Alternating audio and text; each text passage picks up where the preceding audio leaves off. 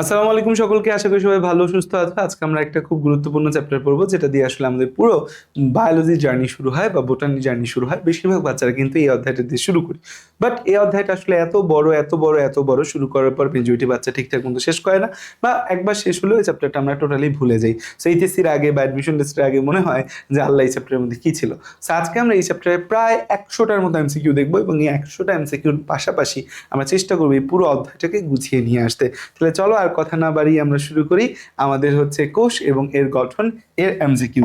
So কোষ এবং এর গঠন থেকে তো এমসিকিউ পরীক্ষার মধ্যে এমসিকিউ আসবে, এটা নিয়ে তো আসলে কোনো সন্দেহ রাখার কোনো অবকাশ নাই। সেটা এইচএসসি হোক, অ্যাডমিশন টেস্ট হোক, যে কোনো জায়গায় একটা 60 পেজের চ্যাপ্টারকে তো অবশ্যই অধ্যায়কে অবশ্যই স্কিপ করবে না। সো আমরা গুরুত্বপূর্ণ জায়গাগুলো পড়ার চেষ্টা করবো। আবার এই চ্যাপ্টারে each and every line by লাইনও আমাদের প্রয়োজন নাই। আমাদের যে জায়গাগুলো প্রয়োজন সেগুলোই আমরা আমাদের একাডেমিক ব্যাচগুলোতে, অ্যাডমিশন ব্যাচগুলোতে তোমাদের পড়াই। সো এখন আমাদের যেহেতু একটা কোশ্চেন সলভিং সেশন হচ্ছে এটা এইচএসসির জন্য, সো আমরা এখানেও তোমাদের সর্বোচ্চ গুরুত্বপূর্ণ ইম্পর্টেন্ট টপিকগুলো কিন্তু নিয়ে আসবো, যেখান থেকে পরীক্ষায় প্রশ্ন আসার সম্ভাবনা সবচেয়ে বেশি। কোষ আবিষ্কার করে কে? আমাদের কোষ বা সেল আবিষ্কার করে রবার্ট হুক। রবার্ট হুক ছিলেন রয়্যাল সোসাইটি অফ লন্ডনে একজন যন্ত্রপাতির নিরীক্ষক। তিনি হচ্ছে যন্ত্রপাতি নিয়ে কাজ করতেন। সো হচ্ছে যে রয়্যাল সোসাইটি অফ লন্ডনের একটা কনফারেন্সের আগে তিনি চিন্তা করলেন যে আমি কিছু একটা আবিষ্কার করি এবং কনফারেন্সে উপস্থাপন করি। সেটা থেকে তিনি কাঠের ছিপি নিয়ে গবেষণা করতে করতে সেখানে ছোট ছোট ক্ষুদ্র ক্ষুদ্র প্রকোষ্ঠ দেখতে পায়, এবং তার নাম দেয় তিনি মাইক্রো। তার নাম তিনি হচ্ছে সেলুলা, সেখান থেকে সেল কথাটা আসে, এবং তার পুরো আবিষ্কারটা তিনি হচ্ছে মাইক্রোগ্রাফিয়া গ্রন্থে লিখে রেখে যায়। তো আমাদের এখানে কথা হচ্ছে রবার্ট হুক। রবার্ট হুক হচ্ছে যে আমাদের কত সালে, 1665 সালে সর্বপ্রথম কোষ আবিষ্কার করে। তো সর্বপ্রথম কোষ আবিষ্কার করে কে? সর্বপ্রথম কোষ আবিষ্কার করে রবার্ট হুক। কত সালে? 1665 সালে। তিনি হচ্ছে কোন গ্রন্থে এই জিনিসটা লিপিবদ্ধ করে? তিনি মাইক্রোগ্রাফিয়া গ্রন্থে এই জিনিসটা লিপিবদ্ধ করে। তাহলে খেয়াল করো যে আমাদের কোষ আবিষ্কারক হচ্ছে রবার্ট হুক। কত সালে? 1665 সালে সর্বপ্রথম কোষ আবিষ্কার করে। কোন গ্রন্থে লেখে? মাইক্রোগ্রাফিয়া গ্রন্থে লেখে। পরবর্তীতে প্রমাণ হয় যে রবার্ট হুক সাহেব আসলে প্রকৃত কোষ দেখেন নাই। তিনি যেটা নিয়ে খুব লাফালাফি করলো, তার যে গবেষণাটা নিয়ে হচ্ছে চারিদিকে তোলপাড় লেগে গেল, সেটা আসলে প্রকৃত কোষই ছিল না। তিনি বেসিক্যালি কি দেখতে পায়? তিনি প্রকৃত কোষ দেখে নাই, তিনি বেসিক্যালি দেখতে পাইছে কোষ প্রাচীর। তিনি বেসিক্যালি কি দেখতে পাইছে? তিনি বেসিক্যালি কোষ প্রাচীর দেখতে পায়। তো মৃত কোষ দেখতে পায়, কোষ প্রাচীর দেখতে পায়, বা বেসিক্যালি বলা যায় হচ্ছে তিনি মৃত কোষ দেখে। তিনি কি দেখে? তিনি মৃত কোষ দেখে। তিনি মৃত কোষ দেখে। এখন কথা হয়েছে যে আমাদের লিওনেন হুক এরপর, রবার্ট হুক তো 1665 সালে, এরপর লিওনেন হুক 1674 সালে আরও একটু উন্নত মাইক্রোস্কোপ আবিষ্কার করে। এই উন্নত মাইক্রোস্কোপে তিনি কোষ প্রাচীর, তার ভেতরে কোষ ঝিল্লি সহ পূর্ণাঙ্গ কোষ দেখতে পায়। তো আমাদের হচ্ছে তাহলে কোষ প্রাচীর সহ, কোষ প্রাচীর, কোষ ঝিল্লি সহ পূর্ণাঙ্গ কোষ, বা বইয়ের ভাষায় সজীব কোষ কে দেখছে? লিওনেন হুক দেখছে। আমাদের বিজ্ঞানী ডি রবার্টিস বলছে কোষ হলো জীবদের গাঠনিক ও কার্যকরী একক। এই শব্দটা কিন্তু আমরা বারবার বিভিন্ন জায়গায় ব্যবহার করি, জীবদের গাঠনিক ও কার্যকরী একক কোষ। কে বলছে? ডি রবার্টিস বলেছেন। নেক্সট প্রশ্ন হচ্ছে আদিকোষী জীব কোনটা? আদিকোষী জীব হচ্ছে যে আমাদের ব্যাকটেরিয়া। আদিকোষী জীব কোনটা? ব্যাকটেরিয়া। আদিকোষী জীব ব্যাকটেরিয়া। ব্যাকটেরিয়া যদি না থাকে তাহলে সেটা উত্তর হবে মাইকোপ্লাজমা। মাইকোপ্লাজমা হচ্ছে কোষ প্রাচীরবিহীন ব্যাকটেরিয়া। কোষ প্রাচীরবিহীন যদি ব্যাকটেরিয়া, আমরা নামটা আবার জেনে রাখি, কোষ প্রাচীরবিহীন ব্যাকটেরিয়া। কোষ প্রাচীরবিহীন ব্যাকটেরিয়া। কোষ প্রাচীরবিহীন ব্যাকটেরিয়া কি? কোষ প্রাচীরবিহীন ব্যাকটেরিয়া হচ্ছে আমাদের মাইকোপ্লাজমা। কোষ প্রাচীরবিহীন ব্যাকটেরিয়া হচ্ছে আমাদের মাইকোপ্লাজমা। কোষ প্রাচীরবিহীন ব্যাকটেরিয়া হচ্ছে আমাদের মাইকোপ্লাজমা। কোষ প্রাচীরবিহীন ব্যাকটেরিয়া কি আমাদের? কোষ প্রাচীরবিহীন ব্যাকটেরিয়া হচ্ছে আমাদের মাইকোপ্লাজমা। কোষ প্রাচীরবিহীন ব্যাকটেরিয়া হচ্ছে আমাদের মাইকোপ্লাজমা। কোষ প্রাচীরবিহীন ব্যাকটেরিয়া হচ্ছে কি আমাদের? মাইকোপ্লাজমা। কোষ প্রাচীরবিহীন ব্যাকটেরিয়া কি? মাইকোপ্লাজমা।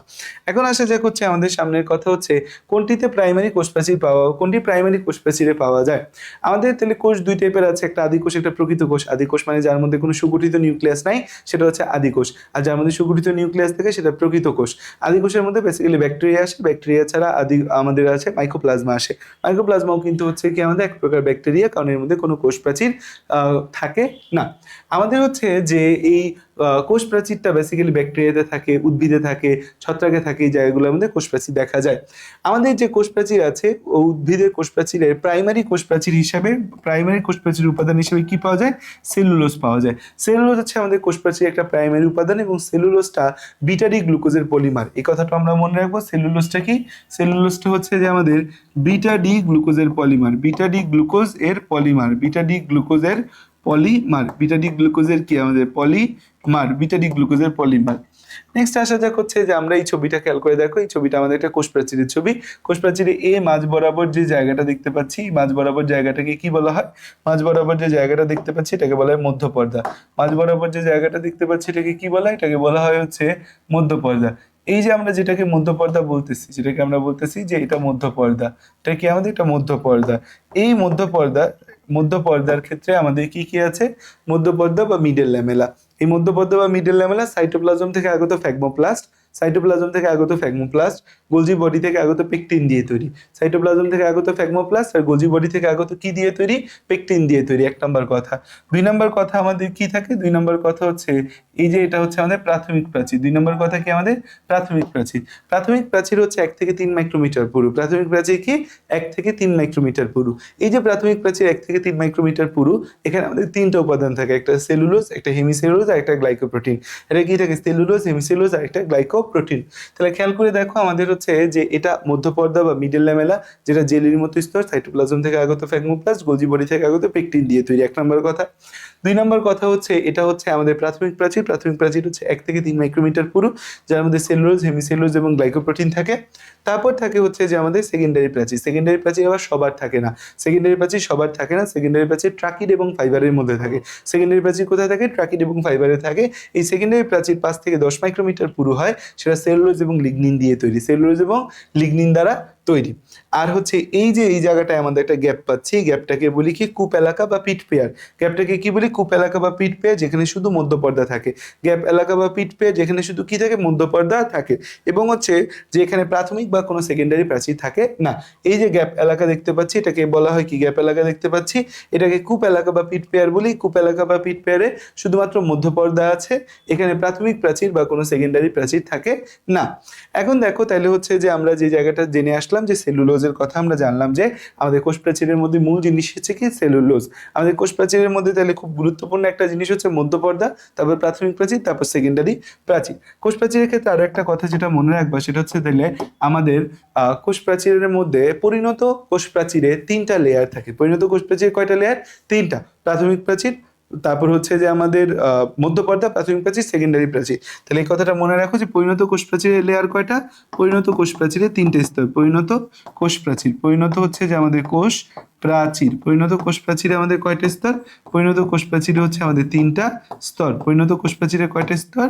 পরিণত কোষ প্রাচীরে হচ্ছে 3টা স্তর। আচ্ছা, আর সেকেন্ডারি প্রাচীর কোথায় থাকে? সেকেন্ডারি প্রাচীর থাকে, এটা এখানেই লিখি, ছবিতে লিখি। সেকেন্ডারি প্রাচীর থাকে হচ্ছে আমাদের টাফে থাকে। সেকেন্ডারি প্রাচীর সব জায়গায় থাকে না, টাফে থাকে। টাফ দিয়ে কি আসে? ট্রাকিড, এবং হচ্ছে ফ দিয়ে আসে কি? ফাইবার। ট্রাকিড এবং ফাইবার, ট্রাকিড এবং ফাইবার, টাফ, ট্রাকিড এবং ফাইবার, এই 2 জায়গায় থাকে। আচ্ছা, এরপরে প্রশ্ন হচ্ছে কোষ প্রাচীরের ক্ষুদ্রতম গাঠনিক এককে কি বলা হয়? কোষ প্রাচীরের ক্ষুদ্রতম গাঠনিক এককে বলা হয় মাইসেলি। কোষ প্রাচীরের ক্ষুদ্রতম গাঠনিক এককের নাম কি? কোষ প্রাচীরের ক্ষুদ্রতম গাঠনিক এককের নাম হচ্ছে ক্রিস্টালাইন মাইসেলি। কি? আমার সাথে উচ্চারণ করো, ক্ষুদ্রতম গাঠনিক এককের নাম কি? ক্রিস্টালাইন মাইসেলি। খেয়াল করে দেখো আমাদের হচ্ছে এখানে দেওয়া আছে যে কোষ প্রাচীরের সূক্ষ্ম গঠন। আমাদের কোষ প্রাচীর হচ্ছে সেলুলোজ, বিটারি গ্লুকোজের পলিমার দিয়ে তৈরি। এই সেলুলোজ 1 থেকে 3000 সেলুলোজ মিলে তৈরি করে সেলুলোজ চেইন। 100টা সেলুলোজ চেইন মিলে তৈরি করে ক্রিস্টালাইন মাইসেলি। এটা কোষ প্রাচীরের ক্ষুদ্রতম একক। এমসিকিউতে আসে কোষ প্রাচীরের ক্ষুদ্রতম একক কি? ক্রিস্টালাইন মাইসেলি।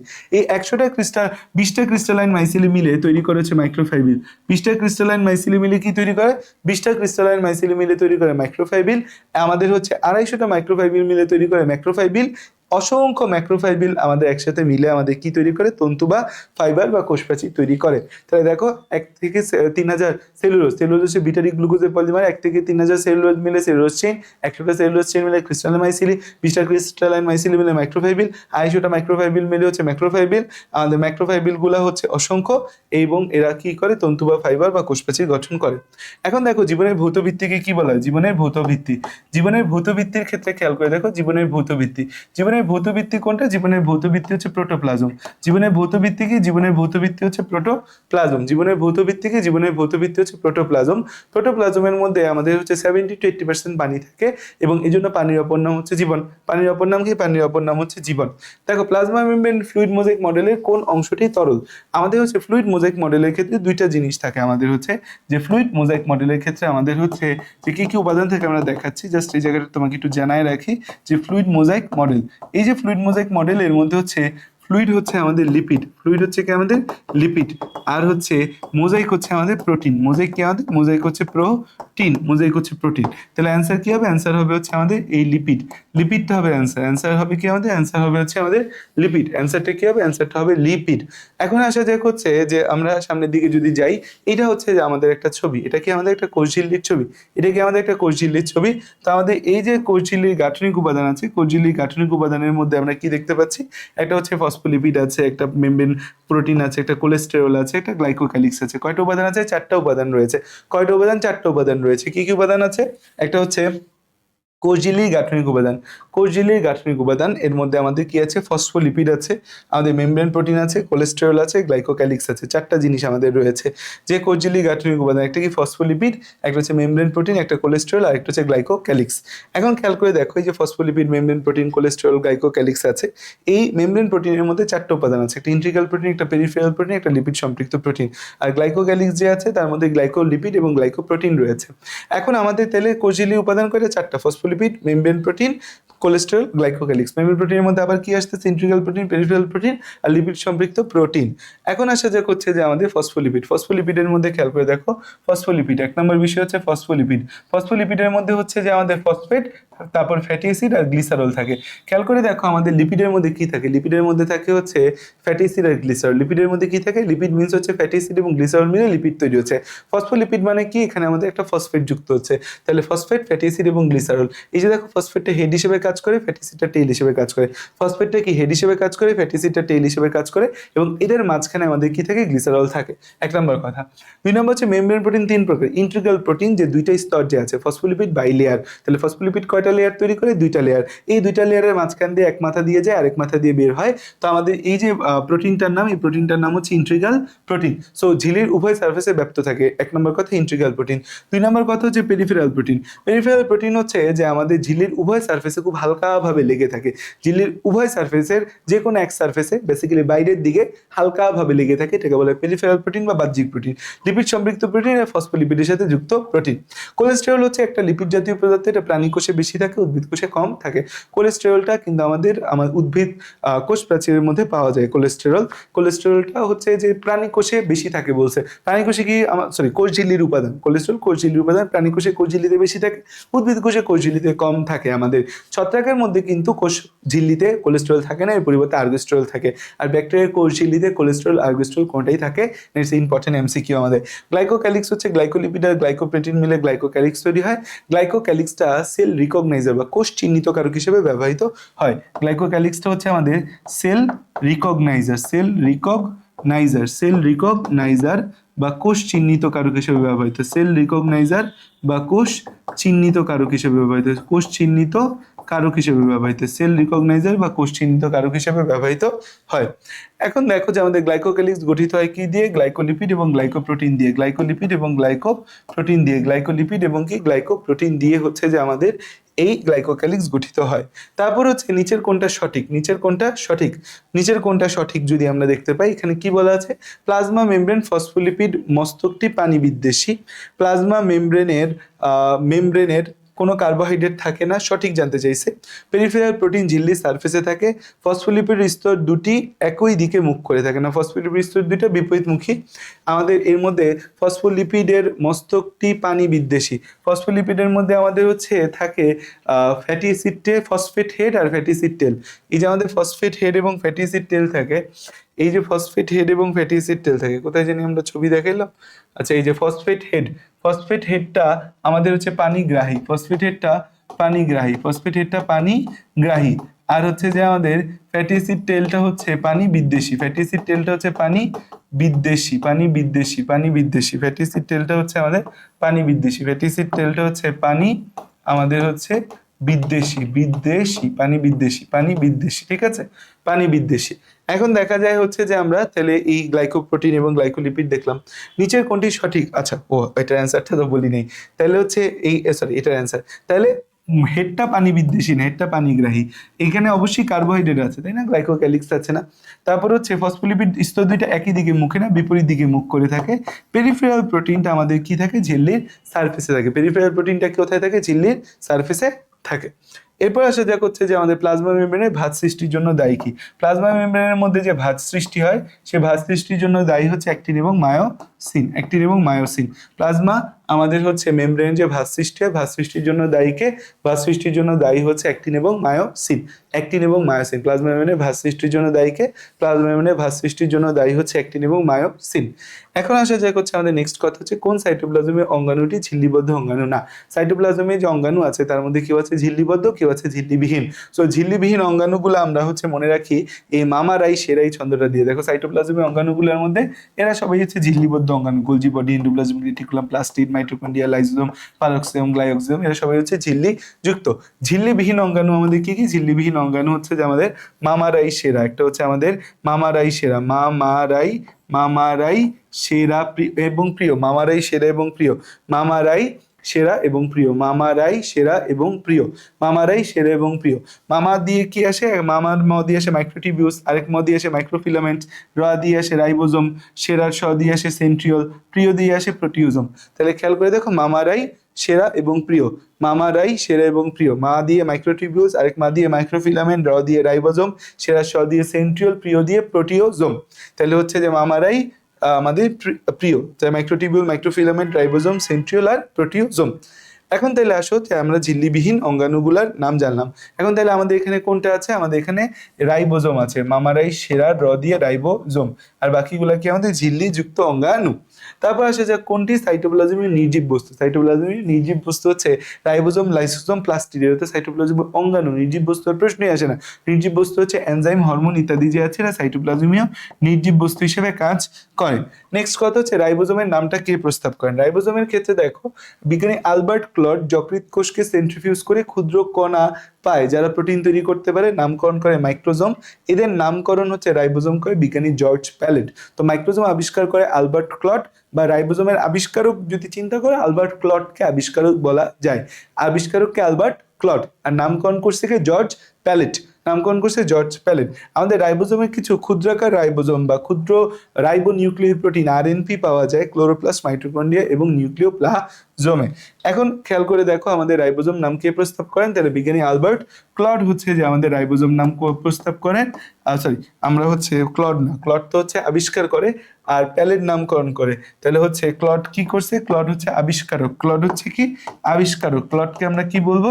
ক্লডকে আমরা বলবো আবিষ্কারক। ক্লডকে আমরা কি বলবো? ক্লডকে আমরা বলবো হচ্ছে আবিষ্কারক। ক্লডকে আমরা কি বলবো? ক্লডকে আমরা বলবো আবিষ্কারক। আর প্যালেট হচ্ছে আমাদের কি করে? অ্যান্সার। নামকরণ করে কে? নামকরণ করে হচ্ছে প্যালেট। এখন আসা যাক হচ্ছে আমাদের আদিকোষী রাইবোজোমের উপ একক কি। আদিকোষী রাইবোজোমের উপ একক হচ্ছে যে আমাদের 50S আর 30S। এটা হচ্ছে আদিকোষের রাইবোজোমের উপ একক। আর আদিকোষের রাইবোজোম হচ্ছে আমাদের 70S। তো 70S এর মধ্যে, এটা তোমরা জানো 70S এর মধ্যে দুইটা ভাগ পাওয়া যায়, একটা 50S আর একটা 30S। আর প্রকৃতকোষী রাইবোজোম কত? প্রকৃতকোষী রাইবোজোম হচ্ছে প্রকৃতকোষী রাইবোজোম প্রকৃতকোষী রাইবোজোম হচ্ছে যে আমাদের কত? প্রকৃতকোষী রাইবোজোম হচ্ছে 80S। এই 80S এর মধ্যে হচ্ছে যে আমাদের কি আছে? 50S plus 30S। 80S এর মধ্যে পাওয়া যায় কি? 50S plus 30S। ধরো 50S 30S তো প্রকৃত কোষের আদি কোষে, তাহলে 80S এর মধ্যে কি আছে? 60S plus 40S।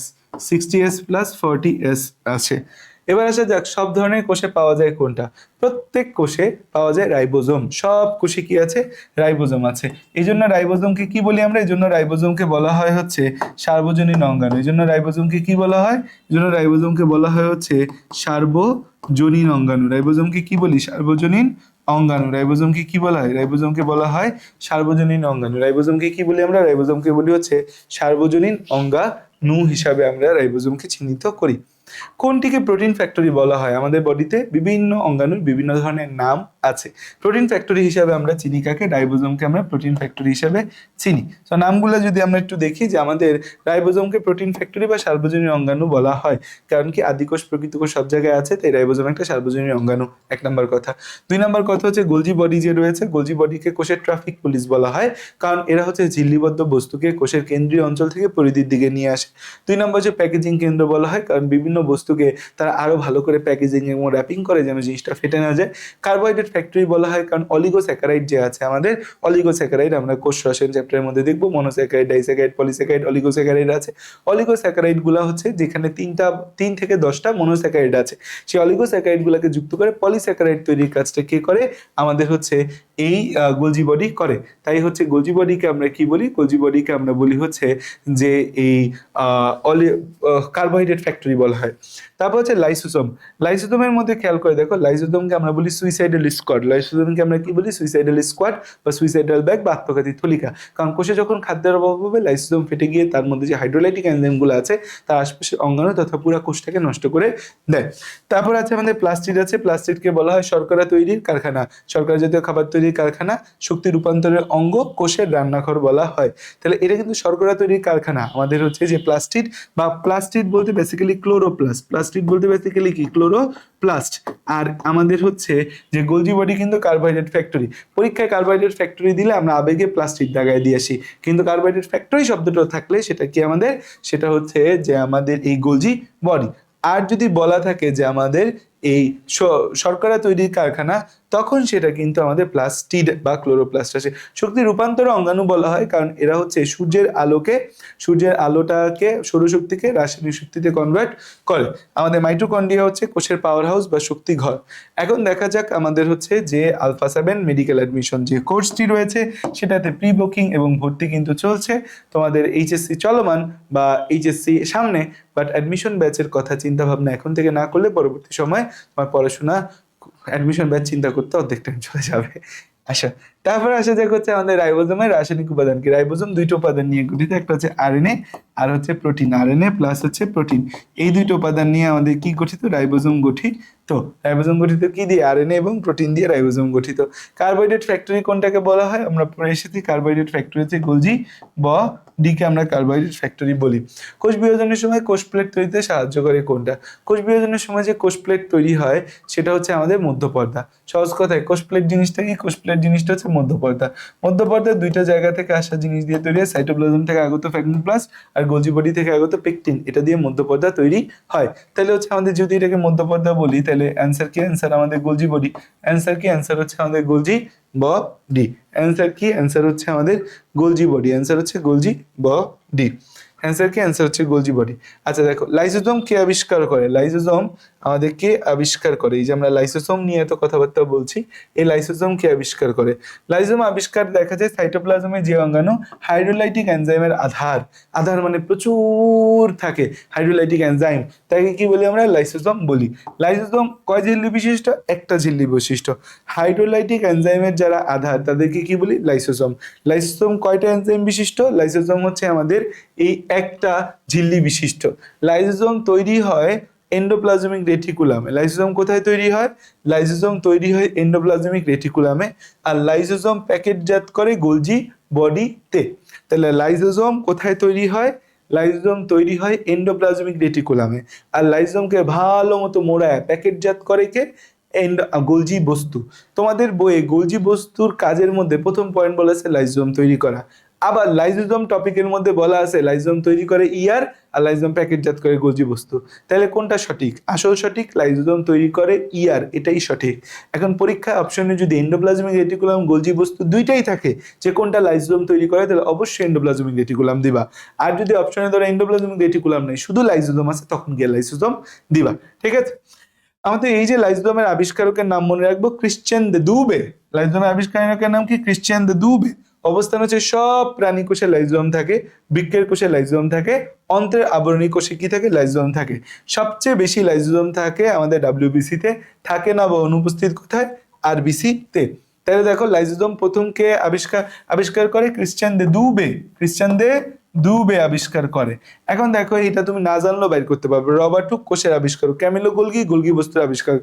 Robert brown কিসের আবিষ্কারক, নিউক্লিয়াসের আবিষ্কারক। রবার্ট ব্রাউন হচ্ছে নিউক্লিয়াসের আবিষ্কারক, নিউক্লিয়াসের আবিষ্কারক, নিউক্লিয়াসের আবিষ্কারক, নিউক্লিয়াসের আবিষ্কারক, নিউক্লিয়াসের আবিষ্কারক, নিউক্লিয়াসের আবিষ্কারক, নিউক্লিয়াসের আবিষ্কারক কি, রবার্ট ব্রাউন কি আমাদের নিউক্লিয়াসের আবিষ্কারক। রবার্ট ব্রাউন হচ্ছে কি আমাদের নিউক্লিয়াসের আবিষ্কারক, নিউক্লিয়াসের আবিষ্কারক। ওকে, এখন দেখো আমাদের হচ্ছে সামনের দিকে যদি যাই, আমাদের হচ্ছে যে কোন অঙ্গাণুটি অটোফেজির সাথে জড়িত। অটোফেজির সাথে জড়িত আমাদের লাইসোজোম। অটোফেজির সাথে কে জড়িত? অটোফেজির সাথে জড়িত আমাদের লাইসোজোম। অটোফেজির সাথে কে জড়িত? লাইসোজোম আমাদের অটোফেজি বা আত্মঘাতী থলিকা হিসেবে কাজ করে। নেক্সট আমাদের কথা হচ্ছে নিচের কোনটি মাইটোকন্ড্রিয়ার অন্য নাম নয়? মাইটোকন্ড্রিয়ার অন্য নাম হচ্ছে আমাদের এই নয় কোনটা? মাইটোকন্ড্রিয়া আমাদের হচ্ছে কিছু ভিন্ন নামে পরিচিত। মাইটোকন্ড্রিয়া আমাদের কিছু ভিন্ন নামে পরিচিত।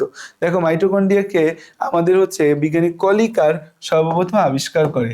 কে আবিষ্কার করে? কলিকার সর্বপ্রথম মাইটোকন্ড্রিয়া আবিষ্কার করে, নাম দেয় সার্কোজোম।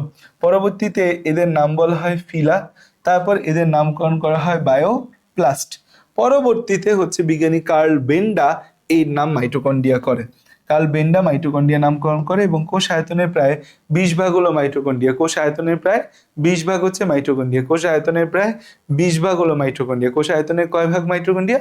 20 ভাগ হচ্ছে মাইটোকন্ড্রিয়া। ঠিক আছে, এখন আসা যাক হচ্ছে যে তাইলে আমাদের কি সার্কোজোম নাম আছে, ফিলা আছে, বায়োপ্লাস্ট আছে, মাইটোপ্লাস্ট নামে কোনো নাম হচ্ছে মাইটোকন্ড্রিয়ার ক্ষেত্রে ব্যবহার করা হয় না। তারপর আসা যাক এন্ডোসিম্বায়ন বলা হয় কোনটাকে? এন্ডোসিম্বায়ন বলা হয় মাইটোকন্ড্রিয়া এবং প্লাস্টিডকে আমরা এন্ডোসিম্বায়ন বা অন্তঃমিথজীবী বলি। মাইটোকন্ড্রিয়া প্লাস প্লাস্টিডকে। কেন? কারণ হচ্ছে যে আমাদের এরা বেসিক্যালি হচ্ছে যে এরা বেসিক্যালি কি মাইটোকন্ড্রিয়া প্লাস্টিড আসলে ব্যাকটেরিয়া। আমাদের প্রকৃত কোষের ভেতর হচ্ছে যে শক্তি উৎপাদনকারী একটা ব্যাকটেরিয়া প্রবেশ করে সে আশ্রয় লাভ করে, কোষকে শক্তি উৎপাদন করে এবং কোষের ভেতরেই সে স্টেবল হয়ে যায়। বিজ্ঞানীরা তার নাম দিয়ে দেয় মাইটোকন্ড্রিয়া। সো মাইটোকন্ড্রিয়া একটা আদিকোষী ব্যাকটেরিয়া, শক্তি উৎপাদনকারী ব্যাকটেরিয়া। সালোক সংশ্লেষণকারী একটা ব্যাকটেরিয়া প্রকৃত কোষে প্রবেশ করে প্রকৃত কোষকে সালোক সংশ্লেষণ প্রক্রিয়া খাবার তৈরি করে দেয়, প্রকৃত কোষের মধ্যে স্টেবল হয়ে যায়। সে হচ্ছে যে প্রকৃত কোষের উপকার করতে থাকে।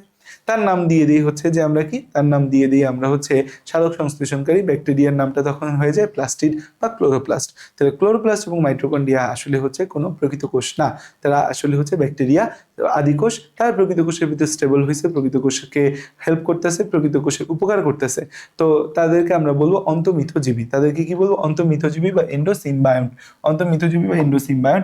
এই মাইটোকন্ড্রিয়া প্লাস্টিডে দ্যাটস ওয়াই দুইটা কমন জিনিস পাবা, একটা হচ্ছে 70S রাইবোজোম, আরেকটা হচ্ছে 70S রাইবোজোম, আরেকটা হচ্ছে আমাদের বৃত্তাকার ডিএনএ। একটা হচ্ছে 70S রাইবোজোম, আরেকটা কি বৃত্তাকার ডিএনএ। একটা হচ্ছে 70S রাইবোজোম, আরেকটা হচ্ছে বৃত্তাকার ডিএনএ। একটা হচ্ছে 70S রাইবোজোম, আরেকটা কি বৃত্তাকার ডিএনএ।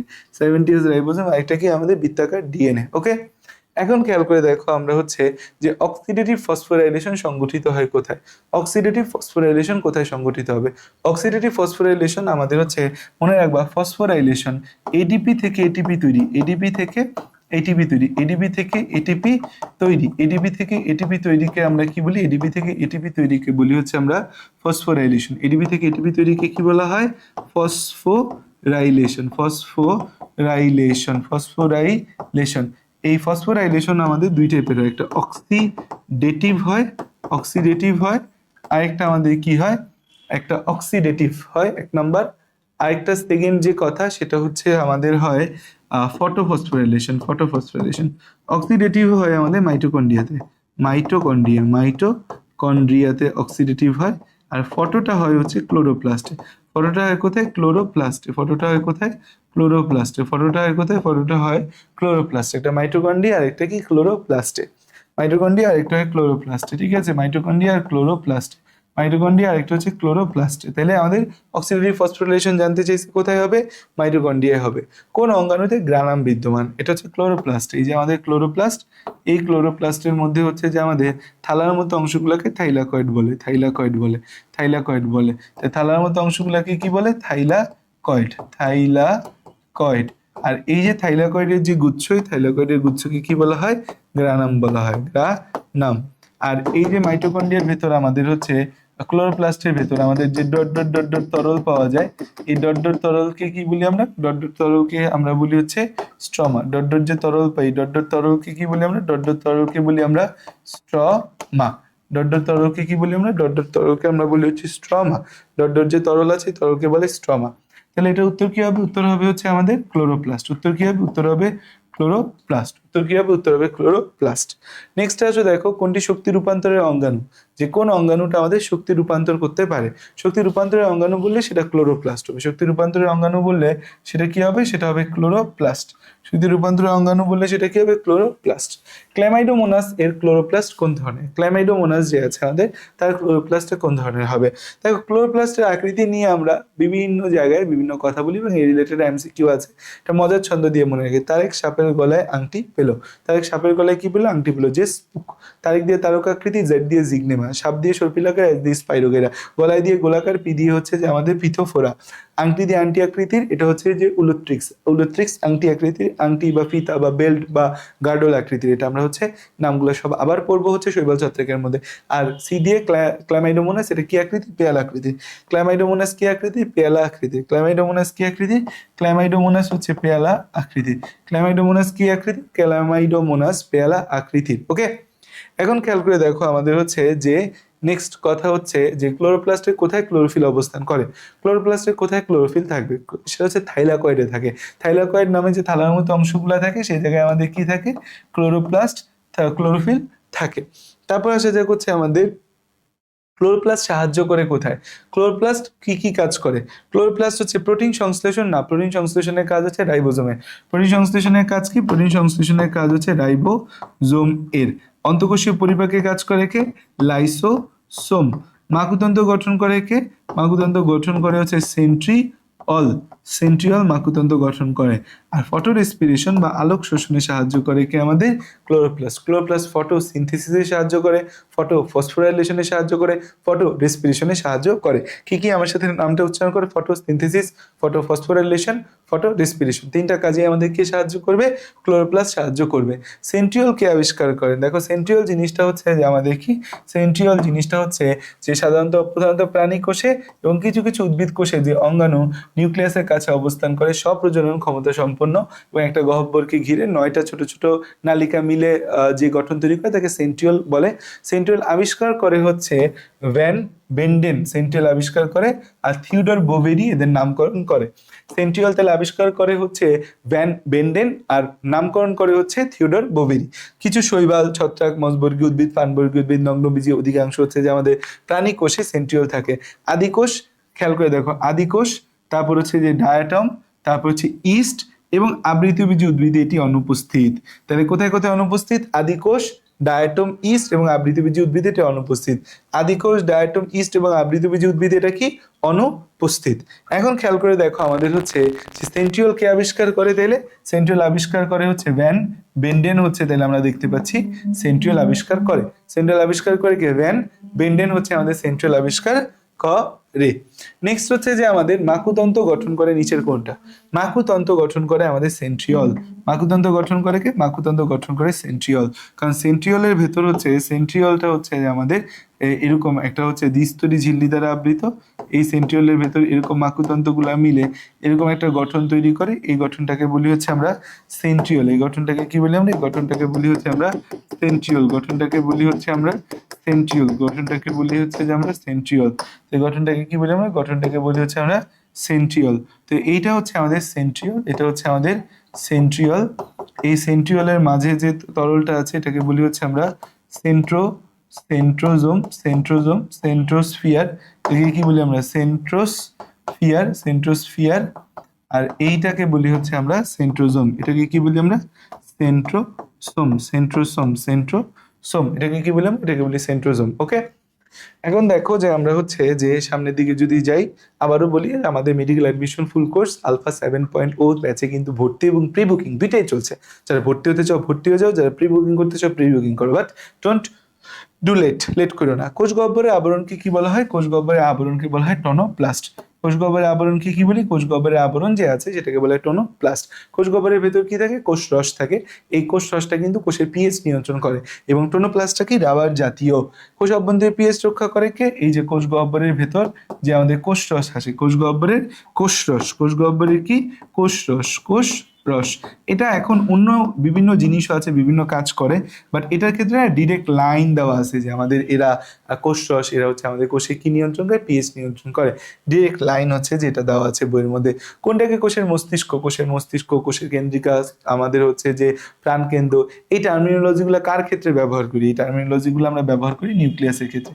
এই টার্মিনোলজিগুলো কার ক্ষেত্রে ব্যবহার করি? এই টার্মিনোলজিগুলো ব্যবহার করি হচ্ছে নিউক্লিয়াসের ক্ষেত্রে। এই টার্মিনোলজিগুলো কার ক্ষেত্রে ব্যবহার করি? এই টার্মিনোলজিগুলো ব্যবহার করি আমরা নিউক্লিয়াসের ক্ষেত্রে হচ্ছে যে আমরা ব্যবহার করব। তারপর আসা যাক হচ্ছে যে আমাদের নিউক্লিয়াসের উপাদান কোনটা।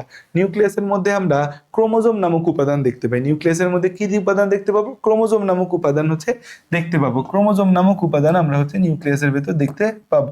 ক্রোমোজোম নামক উপাদান নিউক্লিয়াসের মধ্যে দেখতে পাই। নিচের কোনটি ক্যারিওলিম্ফ নামে পরিচিত? ক্যারিওলিম্ফ হচ্ছে নিউক্লিয়াসের ভেতর যে তরল উপাদান থাকে তাকে আমরা ক্যারিওলিম্ফ বলি। সেটাকে কি বলা হয়? নিউক্লিওপ্লাজম বলা হয়। নিউক্লিয়াসের ভেতর যে আমাদের হচ্ছে তরল পদার্থ থাকে নিউক্লিওপ্লাজম, সেটার আরেকটা নাম ক্যারিওলিম্ফ। কারণ নিউক্লিয়াসের ইংরেজি কি? ক্যারিও। নিউক্লিয়াসের ইংরেজি ক্যারিও। আরেকটা কথা বলি, নিউক্লিয়াস প্রত্যেকটা কোষে থাকবে, থাকে না যে কোষ দুইটা, একটা হচ্ছে পরিণত আরবিসি আর একটা হচ্ছে পরিণত আমাদের হচ্ছে সিভ কোষ। আর একাধিক থাকতে পারে। একাধিক নিউক্লিয়াস যদি থাকে, একাধিক নিউক্লিয়াস বিশিষ্ট প্রাণী কোষকে কি বলি? একাধিক নিউক্লিয়াস বিশিষ্ট উদ্ভিদ কোষকে কি বলি? এটা একটু জেনে রাখো যে একাধিক নিউক্লিয়াস বিশিষ্ট, একাধিক নিউক্লিয়াস বিশিষ্ট, একাধিক নিউক্লিয়াস বিশিষ্ট হচ্ছে যে আমাদের উদ্ভিদ কোষ, একাধিক নিউক্লিয়াস বিশিষ্ট প্রাণী কোষ, একাধিক নিউক্লিয়াস বিশিষ্ট আমাদের উদ্ভিদ কোষ, একাধিক নিউক্লিয়াস বিশিষ্ট উদ্ভিদ কোষ, একাধিক নিউক্লিয়াস বিশিষ্ট হচ্ছে প্রাণী কোষ, একাধিক নিউক্লিয়াস বিশিষ্ট উদ্ভিদ কোষ আর একাধিক নিউক্লিয়াস বিশিষ্ট প্রাণী কোষ, তাকে কি বলি? একাধিক নিউক্লিয়াস বিশিষ্ট যে উদ্ভিদ কোষ আছে আর একাধিক নিউক্লিয়াস বিশিষ্ট প্রাণী কোষ আছে তাদেরকে কি বলবো? একাধিক নিউক্লিয়াস বিশিষ্ট উদ্ভিদ কোষ আর প্রাণী কোষ। একাধিক নিউক্লিয়াস বিশিষ্ট উদ্ভিদ কোষকে বলি হচ্ছে আমরা, ভুলে গেলাম নামটা, সিনোসাইটিক কোষ। একাধিক নিউক্লিয়াস বিশিষ্ট উদ্ভিদ কোষকে কি বলি আমরা? সিনোসাইটিক কোষ। আর প্রাণী কোষকে বলি হচ্ছে সিনসাইট্রিয়াম।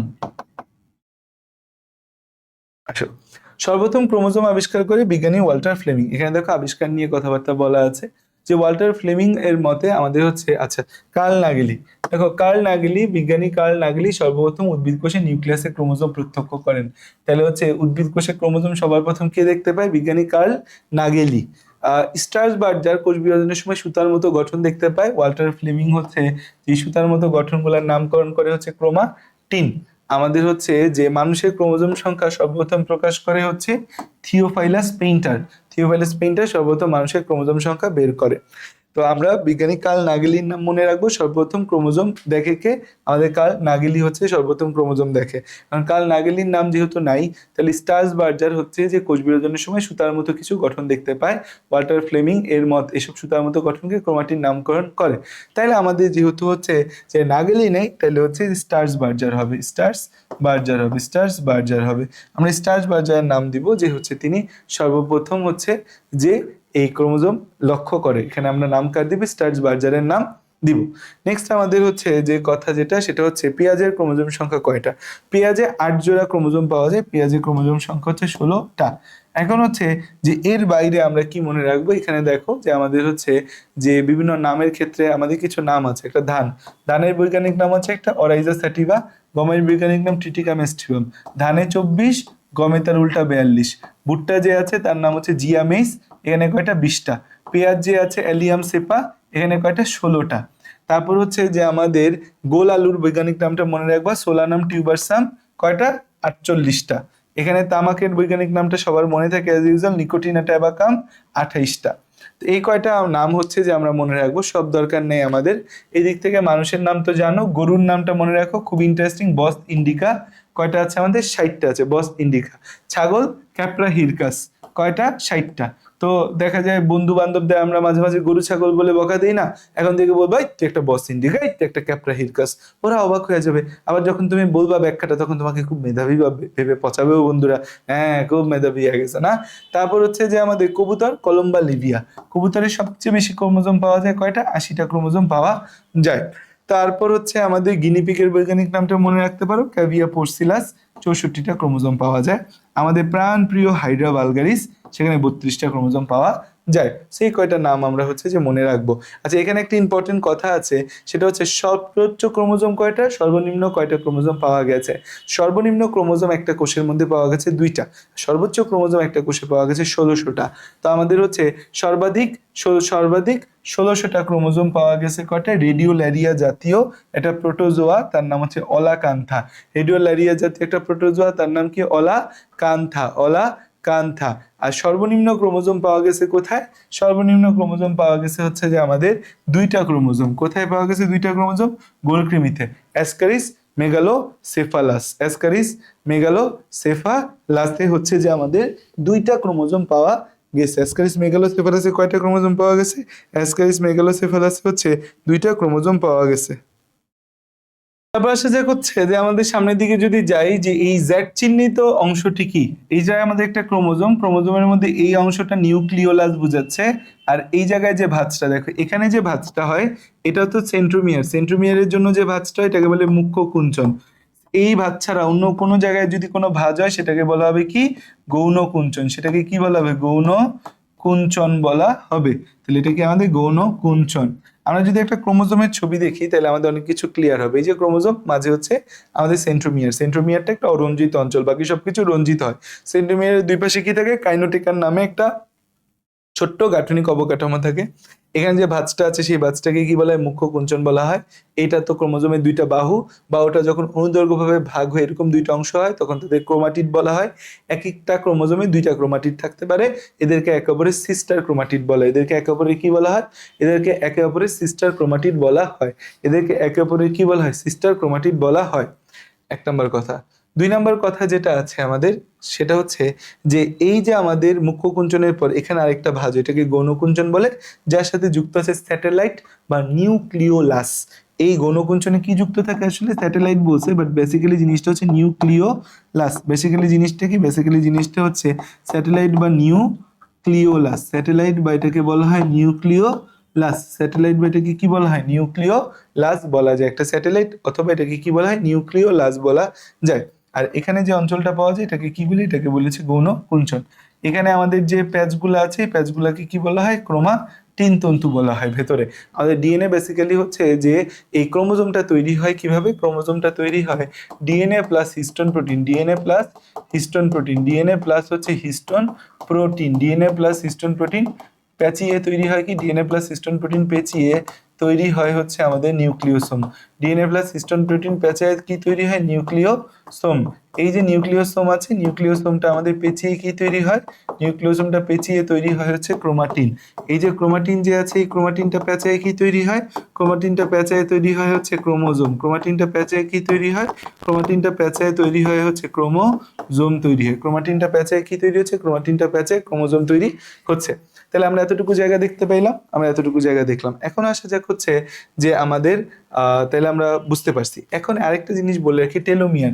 টেলোমিয়ার হচ্ছে ক্রোমোজোমের উভয় প্রান্তে, ক্রোমোজোমের উভয় প্রান্তে বিশেষ বৈশিষ্ট্যপূর্ণ অঞ্চল, ক্রোমোজোমের উভয় প্রান্তে বিশেষ বৈশিষ্ট্যপূর্ণ অঞ্চল, উভয় প্রান্তে বিশেষ বৈশিষ্ট্যপূর্ণ অঞ্চল, প্রান্তে এটা হচ্ছে বিশেষ বৈশিষ্ট্যপূর্ণ অঞ্চল, বইয়ের ভাষায় বৈশিষ্ট্যপূর্ণ অঞ্চল, বৈশিষ্ট্যপূর্ণ অঞ্চল।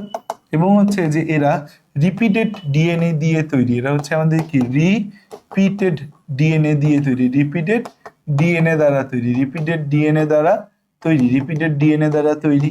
আচ্ছা, আরেকটা হচ্ছে যে আমাদের যেটা মনে রাখতে হবে, এটা টেলোমারেজ নামে একটা এনজাইম ক্ষরণ করে যারা জরা প্রতিরোধ করে। এটা কি করে আমাদের, এটা হচ্ছে টেলোমারেজ নামে একটা এনজাইম প্রতিরোধ করে, টেলোমারেজ নামক এনজাইম, টেলোমারেজ এনজাইম ক্ষরণ। এই টেলোমারেজ এনজাইম ক্ষরণ করে যারা হচ্ছে জরা প্রতিরোধ করে, টেলোমারেজ এনজাইম ক্ষরণ করে যারা জরা প্রতিরোধ করে, যারা জরা প্রতিরোধ করে, জরা প্রতিরোধ করে, জরা প্রতিরোধ করে। জরা মানে হচ্ছে বার্ধক্য, বার্ধক্য মানে বুড়া হয়ে যাওয়ার থেকে বাঁচায় আমাদেরকে। এখন দেখা যাক হচ্ছে কোষ বিভাজনের কোন ধাপে ক্রোমোজোমগুলো VLJI ইত্যাদি আকৃতি প্রাপ্ত হয়। VLJI আকৃতি প্রাপ্ত হয় ক্রোমোজোমের অ্যানাফেজ ধাপে। কোন ধাপে, অ্যানাফেজ ধাপে। উদ্দীপকে উল্লিখিত চিত্রটা কোন ধরনের, এখানে খেয়াল করে দেখো আমাদের হচ্ছে এই বাহুটা অনেক বড় আর এই বাহুটা আছে বাট ছোট, তাহলে এটাকে বলবো হচ্ছে আমরা অ্যাক্রোসেন্ট্রিক। কি, অ্যাক্রোসেন্ট্রিক। খেয়াল করে দেখো আমাদের হচ্ছে যে এখানে আমাদের যদি এমন হয় সেন্ট্রোমিয়ারটা মাঝে দুই বাহু সমান, এটা ভি আকৃতি প্রাপ্ত হয়, এটাকে মেটাসেন্ট্রিক বা মধ্যকেন্দ্রিক বলা হয়। সেন্ট্রোমিয়ারটা মাঝ থেকে একটু পাশে, একটা বাহু বড় একটা বাহু ছোট, এটা এল আকৃতির হয়, এটাকে সাবমেটাসেন্ট্রিক বলা হয়। আমাদের সেন্ট্রোমিয়ারটা একদম প্রান্তের কাছাকাছি চলে যায়, একটা বাহু বড় আর একটা বাহু অল্প একটু ছোট সাইজের থাকে, তাকে অ্যাক্রোসেন্ট্রিক বা উপপ্রান্তকেন্দ্রিক বলা হয়। এটা যে আকৃতি হয়। আর সেন্টিমিটারটা একদম প্রান্তে চলে যায়, জিনিসটাকে দেখতে এক বাহু বিশিষ্ট মনে হয়, এটাকে টেলোসেন্ট্রিক বা প্রান্তকেন্দ্রিক বলা হয়। এটা আই আকৃতির হয়, তাহলে VLGI আকৃতি হয়। ভি আকৃতি দেখা যায় এক্স ক্রোমোজোম এবং 1 এবং 3 নাম্বার ক্রোমোজোম। আর অনেক ক্রোমোজোম আছে, আমরা মনে রাখবো এক্স ক্রোমোজোম এবং প্রথম ক্রোমোজোমটা আমাদের মেটাসেন্ট্রিক বা ভি আকৃতি। সাবমেটাসেন্ট্রিকে আমাদের 2 নাম্বার ক্রোমোজোমটা আসে সাবমেটাসেন্ট্রিকের মধ্যে। অ্যাক্রোসেন্ট্রিক বা যে আকৃতির যে ক্রোমোজোম সেটা প্রান্তকেন্দ্রিক ক্রোমোজোম, এটা আসে আমাদের হচ্ছে যে ওয়াই ক্রোমোজোমটা অ্যাক্রোসেন্ট্রিক হয়। আর টেলোসেন্ট্রিক বা প্রান্তকেন্দ্রিক এটা মানবদেহে থাকে না। টেলোসেন্ট্রিক বা প্রান্তকেন্দ্রিক এটা কোথায় থাকে না? এটা মানবদেহে থাকে না। টেলোসেন্ট্রিক বা প্রান্তকেন্দ্রিক এটা কোথায় থাকে না? এটা মানবদেহে থাকে না। আচ্ছা, এখন দেখো কোষীয় কোন অঙ্গাণু বংশগতি উপাদান বহন করে। কোষীয় কোন অঙ্গাণুটা বংশগতি উপাদান বহন করবে? সেটা হচ্ছে ক্রোমোজোম। কোষীয় কোন অঙ্গাণু বংশগতি উপাদান বহন করে? সেটা হচ্ছে ক্রোমোজোম। ক্রোমোজোম বংশগতি উপাদান বহন করবে। আরএনএতে থায়ামিনের পরিবর্তে কোনটা থাকে? আরএনএতে থায়ামিনের পরিবর্তে থাকে হচ্ছে ইউরাসিল। ডিএনএতে থাকে হচ্ছে থায়ামিন, আরএনএতে থাকে কি? ইউরাসিল। খেয়াল করে দেখো ডিএনএ আর আরএনএ এর মধ্যে হচ্ছে যে আমাদের ডিএনএ এবং আরএনএ এরা তো basically nucleic acid. DNA RNA এরা বেসিক্যালি কি? Nucleic acid. নিউক্লিক অ্যাসিডের মধ্যে 3টা উপাদান থাকবে। কয়টা? 3টা উপাদান থাকবে। একটা হচ্ছে পেন্টোজ সুগার, একটা নাইট্রোজেন বেস, একটা হচ্ছে phosphoric acid. Pentose sugar, nitrogen base, phosphoric acid. Phosphoric acid হচ্ছে H3PO4, H3PO4, H3PO4 না, তোমাদের বই H3PO3 দেওয়া যায়, একটু দেখো। পেন্টোজ সুগার, এই পেন্টোজ সুগারটা হচ্ছে আমাদের ডিঅক্সি রাইবোজ সুগার। ডিএনএতে আরএনএতে রাইবোজ সুগার। আমাদের হচ্ছে নাইট্রোজেনাস বেসে দুইটা আছে, একটা পিউরিন, পাইরিমিডিন। পিউরিনে দুইটা নাইট্রোজেনাস বেস, অ্যাডিনিন, গুয়ানিন। পাইরিমিডিনে cytosine, thymine, uracil. So purine যেহেতু অ্যাডিনিন, গুয়ানিন, সো আমাদের ডিএনএ তো অ্যাডিনিন, গুয়ানিন, আরএনএ তো অ্যাডিনিন, গুয়ানিন। পাইরিমিডিনে যেমন সাইটোসিন, থায়ামিন আর ইউরাসিল তিনটার মধ্যে দুইটা থাকে। আমাদের হচ্ছে পাইরিমিডিনের ক্ষেত্রে আমরা ডিএনএতে থায়ামিন আর সাইটোসিন পাবো, আরএনএতে ইউরাসিল আর সাইটোসিন পাবো। ডিএনএতে কি পাবো? থায়ামিন আর সাইটোসিন। আর আরএনএতে পাবো ইউরাসিল আর সাইটোসিন। আরএনএতে কি পাবো? আরএনএতে পাবো হচ্ছে ইউরাসিল এবং সাইটোসিন পাবো আমরা। তাহলে ডিএনএতে পাবো থায়ামিন আর সাইটোসিন, আর আরএনএতে পাবো ইউরাসিল আর সাইটোসিন। তাহলে হচ্ছে যে আর ফসফরিক অ্যাসিড তো দুই জায়গায় থাকবে। তাহলে ডিএনএতে থায়ামিন থাকে, আরএনএতে থায়ামিনের পরিবর্তে কি থাকে? ইউরাসিল থাকে। এখন খেয়াল করে দেখো, আমরা দেখতে পাচ্ছি যে ডিএনএর মনোমারকে কি বলি। খেয়াল করে দেখো, আমাদের হচ্ছে এই যে nitrogenous base, nitrogen base plus হচ্ছে pentose sugar, nitrogen base plus pentose sugar, nitrogen base plus হচ্ছে যে আমাদের পেন্টোজ সুগার আছে, এই জিনিসটাকে বলি হচ্ছে আমরা নিউক্লিওসাইড। এটাকে কি বলি আমরা? নিউক্লিওসাইড। এই যে নিউক্লিওসাইড আছে তার সাথে হচ্ছে আমাদের ফসফেট যদি যুক্ত করি, ফসফেট যদি যুক্ত করি, তখন তাকে কি বলি? তখন তাকে বলি হচ্ছে আমরা নিউক্লিওটাইড। তখন তাকে কি বলি আমরা? নিউক্লিওটাইড।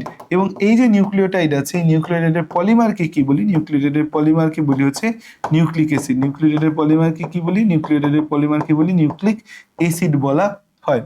এখন তাহলে দেখো যে আমাদের ডিএনএ মনোমারকে কি বলি আমরা? ডিএনএ মনোমারকে বলি হচ্ছে আমরা ডিঅক্সি রাইবোনিউক্লিওটাইড। তার পলিমারকে হচ্ছে ডিঅক্সি রাইবোনিউক্লিক অ্যাসিড বলা হয়। তাহলে এইটা হচ্ছে যে আমাদের অ্যান্সার, এটা হচ্ছে আমাদের অ্যান্সার। ওকে, এখন আসা যাক হচ্ছে উপরোক্ত চিত্রে এম এর স্থলে কোনটা যুক্ত হয়? এম যে আছে এটা হচ্ছে আমাদের এম, এটা কি আমাদের এম, এটা কি আমাদের হচ্ছে যে এম। এম এর স্থলে কোনটা যুক্ত হলে এটিপি তৈরি হবে? তাহলে এটা তো আমাদের অ্যাডিনিন আছে, অ্যাডিনিন আছে, এটা আমাদের একটা পেন্টোজ সুগার আছে। এখানে যদি আমাদের 3টা ফসফরিক অ্যাসিডের গ্রুপ যুক্ত হয়, 3H3PO4 যুক্ত হয়, তখন সেটা অ্যাডিনোসিন ট্রাইফসফেট হবে। অ্যাডিনোসিন ট্রাইফসফেট হবে। ট্রাইফসফেট হলে 3টা ফসফেট যুক্ত হওয়া লাগবে না, তাই 3টা ফসফরিক অ্যাসিড গ্রুপ যুক্ত হবে। দ্বিসূত্রক নিউক্লিক অ্যাসিডের নাইট্রোজেন গঠিত ক্ষারকের ক্রম। দ্বিসূত্রক নিউক্লিক অ্যাসিড মানে ডিএনএ। ডিএনএর মধ্যে অ্যাডিনিন, থায়ামিন, সাইটোসিন, গুয়ানিন থাকে। ATGC, এটাই হচ্ছে আমাদের ডিএনএ আমাদের ক্রম। তারপর দেখো যে আমাদের হচ্ছে আবারও আমাদের আলফা 7 এর একটা প্রমোশন পেজ লাগায় রাখছি, যেন তোমরা যুক্ত হও আলফা 7 ব্যাচে। এবার আসা যাক হচ্ছে যে আমাদের নিউক্লিওসাইডের পেন্টোজ সুগারের কত নম্বর কার্বনে নাইট্রোজেনাস বেস যুক্ত হয়? আচ্ছা, এখানে একটা কথা ঢুকায় রাখো মাথায়, নাইট্রোজেনাস বেস সবসময় পেন্টোজ সুগারের 1 প্রাইম কার্বনে যুক্ত হবে। নাইট্রোজেনাস বেস সবসময় পেন্টোজ সুগারের 1 প্রাইম কার্বনে যুক্ত হবে। আর হচ্ছে যে আমাদের এই যে ফসফেট গ্রুপ পেন্টোজ সুগারের 5 প্রাইম ও 3 প্রাইমে যুক্ত হবে। তাহলে মাথায় ঢুকায় ফেলো যে নাইট্রোজেনাস বেস সবসময় পেন্টোজ সুগারের 1 প্রাইমে যুক্ত হবে। নাইট্রোজেনাস বেস সবসময় কত? 1 প্রাইমে। আর হচ্ছে যে ফসফেট গ্রুপ সবসময় পেন্টোজ সুগারের 5 প্রাইম ও 3 প্রাইমে যুক্ত হয়। 5 প্রাইম ও 3 প্রাইমে যুক্ত হয়। 5 প্রাইম ও 3 প্রাইমে যুক্ত হয়। 5 প্রাইম ও 3 প্রাইমে যুক্ত হয়। 5 প্রাইম ও 3 প্রাইমে যুক্ত হয়। তাহলে হচ্ছে যে আমরা দেখতে পাচ্ছি নিউক্লিওসাইডের পেন্টোজ সুগারের কত নম্বর কার্বনে নাইট্রোজেনাস বেস? নাইট্রোজেনাস বেস সব সময় পেন্টোজ সুগারের কত নম্বর কার্বনে? 1 নম্বর কার্বনে যুক্ত হয়। কোনটি জীবের বংশগতীয় পদার্থ? এখানে ডিএনএ আছে, ডিএনএ বংশগতীয় পদার্থ। আরএনএ কখনোই বংশগতীয় উপাদান হিসেবে কাজ করে না। মাস্টার মলিকিউল হিসেবে কে কাজ করে? মাস্টার মলিকিউল হিসেবে কাজ করে অলওয়েজ আমাদের ডিএনএ কাজ করে। আরএনএ কে হাইড্রোলাইসিস করলে কি পাবো? ডিএনএ কে হাইড্রোলাইসিস করলে আমরা হচ্ছে ডিঅক্সিরাইবোজ পাবো। আরএনএ কে হাইড্রোলাইসিস করলে শুধু রাইবোজ পাবো। বাট এখানে শুধু রাইবোজ কোথাও দেওয়া নাই, তাহলে আমরা এখানে ইউরাসিল আছে। ইউরাসিল আমাদের আরএনএ একটা উপাদান। আরএনএ ভাঙলে আমরা কি পাবো? ইউরাসিল পাবো। এইটা হচ্ছে যে আমাদের একটা টিআরএনএ। এই যে ছবিটা দেখতে পাচ্ছ, এটা একটা টিআরএনএ। টিআরএনএ এর ক্ষেত্রে এই যে স্পেশাল মডেলটা পাওয়া যায়, এটাকে বলা হয় ক্লোভার লিফ মডেল। টিআরএনএ এর ক্ষেত্রে স্পেশাল যে মডেল পাই, এটাকে বলা হয় ক্লোভার লিফ মডেল বলা হয়। ক্লোভার লিফ মডেল বলা হয়। এই ক্লোভার লিফ মডেলে হচ্ছে আমাদের এক্স চিহ্নিত যে অঞ্চলটা আছে, এটা অ্যান্টিকোডন ফাঁস। এটা কি ফাঁস? অ্যান্টিকোডন ফাঁস। কি ফাঁস? অ্যান্টিকোডন ফাঁস। এই যে ছবিটা দেখো, এটা হচ্ছে একটা tRNA. TRNA clover leaf model. এই টিআরএনএ একটা একসূত্রক, বাট এটা এমন ভাবে প্যাচে আছে দেখে মনে হবে দ্বিসূত্রক। এই টিআরএনএ এর মধ্যে এটা হচ্ছে 3 প্রাইম প্রান্ত, এইটা পুরো জিনিসটা ভাবে প্যাচায় প্যাচায় এবার একটা 5 প্রাইম প্রান্ত আসে। সো এটা আমাদের কি একটা, এটা হচ্ছে একটা 3 প্রাইম প্রান্ত, আর এটা কি একটা 5 প্রাইম প্রান্ত। এটা 3 প্রাইম প্রান্ত, এটা কি একটা 3 প্রাইম প্রান্ত, আর এটা কি আমাদের একটা 5 প্রাইম প্রান্ত। এটা আমাদের একটা 3 প্রাইম প্রান্ত, আর এর পাশে এটা কি, এটা একটা হচ্ছে 5 প্রাইম প্রান্ত। একটা 3 প্রাইম প্রান্ত, আর এটা কি 5 প্রাইম প্রান্ত। একটা 3 প্রাইম প্রান্ত, একটা 5 প্রাইম প্রান্ত। এই 3 প্রাইম প্রান্তে এসিসি থাকে। এসিসি যেটা অ্যামিনো অ্যাসিড সংযুক্ত স্থান। এসিসি এটা অ্যামিনো অ্যাসিড সংযুক্ত স্থান। এই 3 প্রাইমটা এভাবে ঘুরায়, এখানে একটা ফাঁস তৈরি, এটাকে টি ফাঁস বলে। এখানে অতিরিক্ত বাহু, এটা হচ্ছে অ্যান্টিকোডন ফাঁস, এটা হচ্ছে ডি ফাঁস। অ্যান্টিকোডন কেন বলা হয়? কারণ এমআরএনএতে কোডন থাকে। পরপর 3টা নাইট্রোজেনাস বেস, যারা হচ্ছে যে একটি অ্যামিনো অ্যাসিডকে কোড বা নির্দেশ করে। পরপর 3টা নাইট্রোজেনাস বেস যারা একটা অ্যামিনো অ্যাসিডকে কোড বা নির্দেশ করে, তাদেরকে কি বলা হয়? অ্যান্টিকোডন বলা হয়। তাদেরকে কি বলা হয়? তাদেরকে বলা হয় হচ্ছে অ্যান্টিকোডন বলা হয়। তাহলে এই যে এমআরএনএ পরপর 3টা নাইট্রোজেনাস বেস, এটা হচ্ছে যে আমাদের কি কোডন বলা হয়। এমআরএনএ পরপর 3টা নাইট্রোজেনাস বেস যারা একটা অ্যামিনো অ্যাসিডকে কোড বা নির্দেশ করে, তাদের কোডন বলা হয়। এই কোডনের অপোজিটে যারা বসে তাদেরকে অ্যান্টিকোডন বলা হয়। তাহলে ইউজি এরা হচ্ছে কোডন। এই ইউজি এরা কি কোডন? কারণ এমআরএনএতে আছে। এরা ট্রান্সলেশনের সূচনা নির্দেশ করে বেসিক্যালি। এর অপোজিটে থেকে এর অপোজিটে কি বসবে? অ্যাডিনিনের সাথে সবসময় কি বসে জানি আমরা? থায়ামিন বসি। অ্যাডিনিনের সাথে অলওয়েজ কি বসে? থায়ামিন বসে। সাইটোসিনের সাথে অলওয়েজ গুয়ানিন বসে। অ্যাডিনিন থায়ামিন 2টা হাইড্রোজেন বন্ধন, সাইটোসিন গুয়ানিন 3টা হাইড্রোজেন বন্ধন। কিন্তু একটা জিনিস খেয়াল করে দেখো, যে কখনোই কি আমাদের এমন হবে যে আরএনএতে থায়ামিন থাকবে, আরএনএতে থায়ামিন থাকবে, আরএনএতে ইউরাসিল থাকে। সো এই অ্যাডিনিনের অপোজিটে তাহলে ইউরাসিল। ইউরাসিলের অপোজিটে কি? ইউরাসিলের অপোজিটে অ্যাডিনিন। তো ডিএনএ এর ক্ষেত্রে অ্যাডিনিন থায়ামিন, আর আরএনএ এর ক্ষেত্রে অ্যাডিনিন আর ইউরাসিল।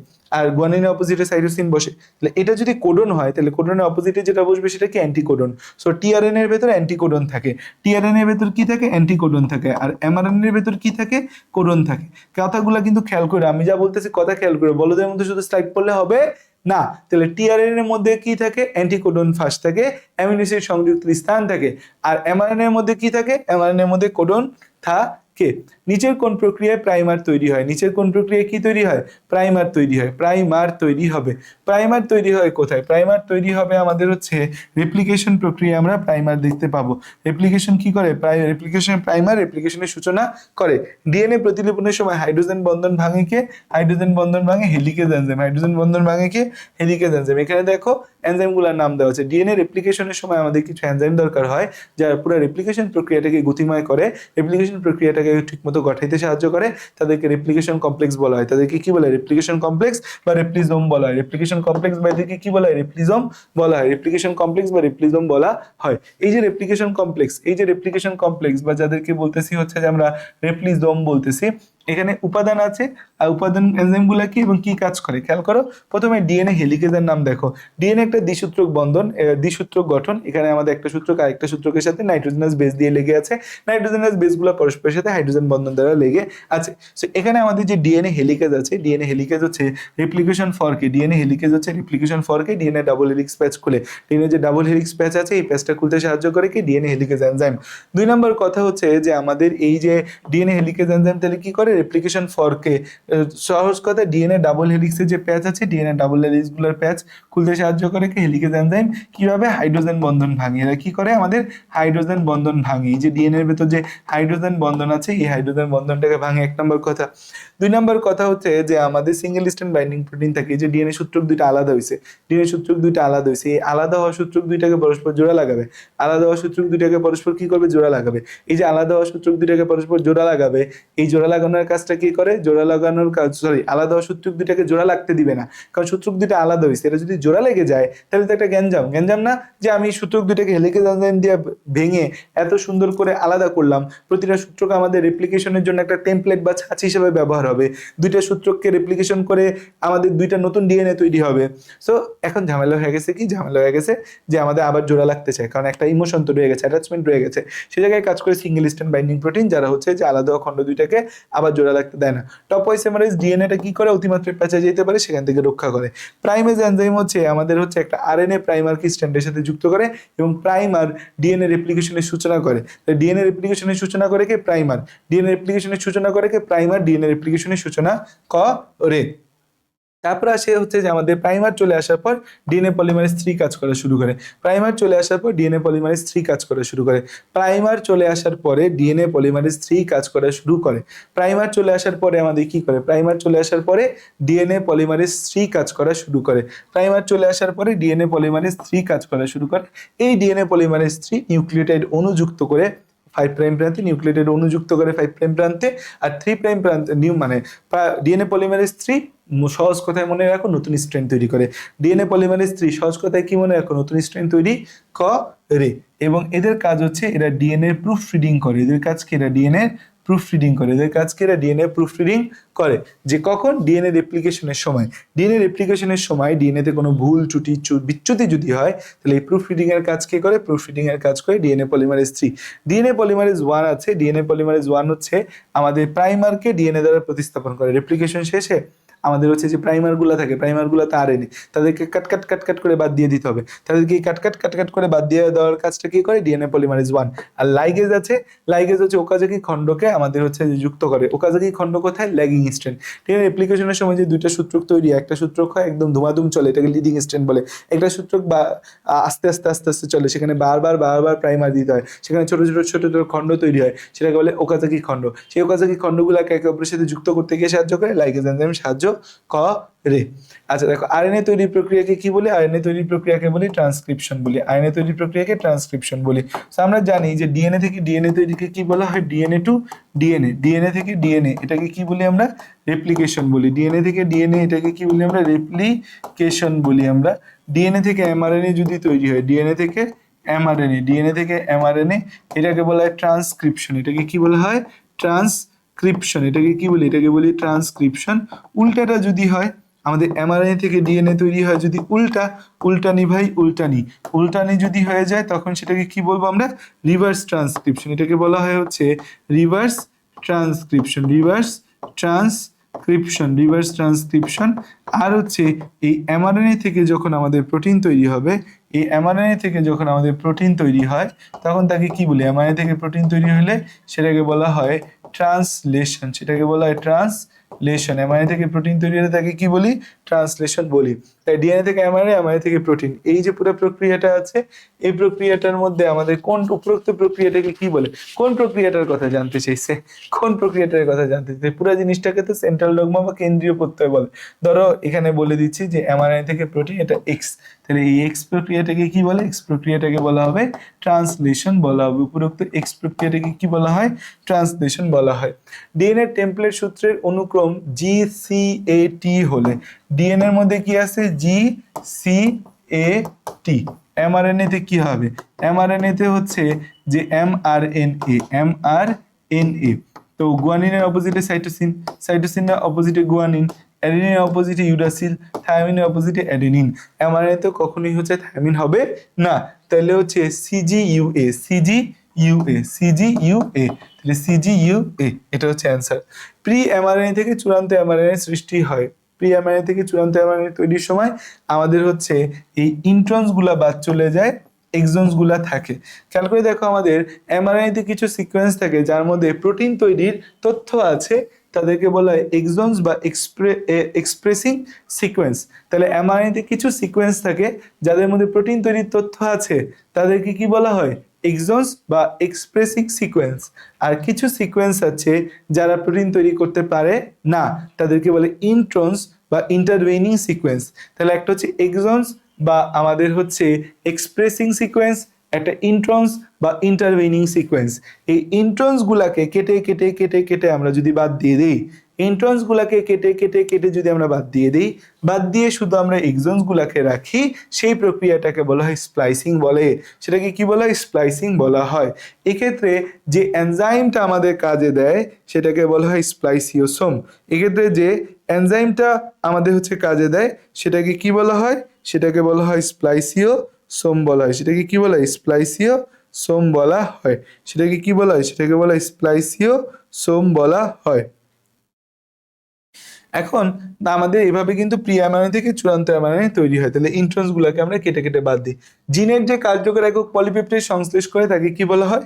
সিস্টন বলা হয়। তাকে কি বলা হয়? সিস্টন বলে। দেখো এখানে আমাদের একটা কথা আছে যে রেকন, মিউটন, রেপ্লিকন, সিস্টন। চারটা কথা ভাইয়ের সাথে বলো। রেকন, মিউটন, রেপ্লিকন, সিস্টন। রেকন, মিউটন, রেপ্লিকন, সিস্টন। জিন রিকম্বিনেশনের একক কি? রেকন। জিন মিউটেশনের একক কি? মিউটন। জিন রেপ্লিকেশনের একক কি? রেপ্লিকন। জিন কার্যের একক কি? সিস্টন। জিন রিকম্বিনেশনের একক? রেকন। জিন মিউটেশনের একক? মিউটন। জিন রেপ্লিকেশনের একক? রেপ্লিকন। জিন কার্যের একক? সিস্ট্রন।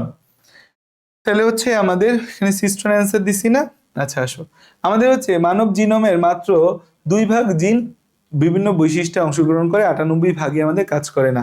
সেই 98 ভাগকে আমরা বলি জাঙ্ক জিন বলি, যেটা আমাদের কোনো কাজে আসে না। জীবকোষে প্রোটিন গঠনকারী অ্যামাইনো অ্যাসিড কয়টা? 20টা। আমাদের বডিতে মোট অ্যামাইনো অ্যাসিড থাকে 28টা, এর মধ্যে প্রোটিন সৃষ্টি করতে অংশ নেয় 20টা। এই 20টার জন্য কোডন আছে 61টা। ভিন্নধর্মী কোডন আমাদের হচ্ছে কোডন কয়টা? কোডন হচ্ছে আমাদের কোডন, এই কোডনের মধ্যে হচ্ছে কোডন 64টা। 64টা, এর মধ্যে হচ্ছে কার্যকর কোডন, কার্যকর কোডন হচ্ছে 61টা। কার্যকর কোডন হচ্ছে 61টা। আর হচ্ছে আমাদের অকার্যকর কোডন, আমাদের অকার্যকর কোডন বা nonsense codon, nonsense codon, nonsense codon বা ইংরেজিতে বলা হয় হচ্ছে stop codon, stop codon. Nonsense codon বা স্টপ কোডন হচ্ছে আমাদের কয়টা? 3টা। কোন 3টা? UAA, UAG, UGA। এই 3টা হচ্ছে ননসেন্স কোডন বা হচ্ছে স্টপ কোডন। তাইলে হচ্ছে আমাদের এই কার্যকর কোডনের মধ্যে একটা কোডনের নামই জানো? Start codon. Start codon, start codon হচ্ছে AUG। স্টার্ট কোডনকে কি বলে? স্টার্ট কোডনকে বলা হয় হচ্ছে AUG। স্টার্ট কোডনকে কি বলে? স্টার্ট কোডনকে বলা হয় AUG। স্টার্ট কোডনকে কি বলি আমরা? স্টার্ট কোডনের নাম হচ্ছে AUG। তাহলে হচ্ছে এটা কি ভিন্নধর্মী কোডন, অন্য সবার সাথে মিল নাই। আর নিচের কোনটি সেরিন অ্যামাইনো অ্যাসিডকে চিহ্নিত করে? দেখো এই যে এখানে কোডনগুলো আছে, এই কোডনগুলোর মধ্যে কোনটা আসলে সেরিনকে চিহ্নিত করে, কোনটা কাকে চিহ্নিত করে, এগুলো আসলে মনে রাখা সম্ভব না। এগুলো আসলে মনে রাখা সম্ভব না, এই প্রশ্ন দেওয়া আসলে উচিত না। মানে এই প্রশ্ন যদি দেয় টিচার আসলে হচ্ছে যে মানে এগুলো হচ্ছে সহজ ভাষায় স্টুপিড মার্কা কোশ্চেন, ঠিক আছে? তো এই সেরিনের মধ্যে দেখো কতগুলো আছে, যে UCU, UCC, UCA, UCG, তারপর AGU, AGC। তাহলে হচ্ছে যে আমাদের UCC এইটা আমাদের অ্যান্সার হিসেবে আসতে পারে। UCC এটা অ্যান্সার হিসেবে আসতে পারে। তো এটা মনে UCCর মালিক প্রশ্ন করছিল, এই জন্য UCC দিছে। AAA, AAA দিয়ে কোনো নাম আছে কিনা? এই যে AAA, AAA দিয়ে লাইসিন বুঝায়। AAA দিয়ে, তাহলে এখানে তাও একটু জেনে রাখো, AAA দিয়ে লাইসিন বুঝায়। UAG লাইসিন বুঝায়। আচ্ছা আসা যাক, এখন দেখো সমাপ্তি কোডন নির্দেশ করে UAA, UAG, UGA, UAA, UAG, UGA। সমাপ্তি কোডন তো তিনটাই অ্যান্সার, তিনটাই তো সমাপ্তি কোডনের অ্যান্সার আমাদের হয়ে যাচ্ছে। প্রোটোপ্লাজমের অংশ কি কি? প্রোটোপ্লাজমের অংশ নিউক্লিয়াস, হ্যাঁ, গোলজি বডি, লাইসোজোম, সবাই আমাদের হচ্ছে প্রোটোপ্লাজমের অংশ হিসেবে কাজ করে, সবাই প্রোটোপ্লাজমের অংশ হিসেবে কাজ করে। উদ্দীপকের M চিত্রের ক্ষেত্রে প্রযোজ্য। M তো আমাদের ক্লোরোপ্লাস্ট, এরা খাবার তৈরিতে সাহায্য করে। DNA আছে এদের মধ্যে, এনজাইম এবং কোএনজাইমের ধারক। এই যে এদের মধ্যে যে DNA থাকে, এই ডিএনএটা তো হচ্ছে যে আমাদের একটা বৃত্তাকার ডিএনএ। এই ডিএনএটা কেমন একটা? এই ডিএনএটা হচ্ছে, পানি কি পড়তেছে না এখন?